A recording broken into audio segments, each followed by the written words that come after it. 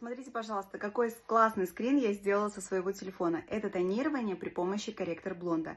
Левый верхний угол до. Это фотография до, но это после того, как уже смывались корректор блонда. Это моя сестра на всех скринах. С правой стороны графитово-фиолетовый. Мы затонировались графитово-фиолетовым корректором блонда для того, чтобы убрать желтые пигменты. Далее мы нанесли жемчужно-розовый цвет. И таким образом мы достигли многослойного цвета, многослойного наслоения в окрашивании. Все это дома можно в домашних условиях делать легко. Далее мы смыли жемчужно-розовый корректор и сделали укладку. Посмотрите, какой классный цвет. Внизу, в правом углу, вы видите цвет, который получился. Очень красивый результат при помощи двух корректоров блонда. Графитово-фиолетовый, жемчужно-розовый методом наслоения. Также можно их смешивать в домашних условиях.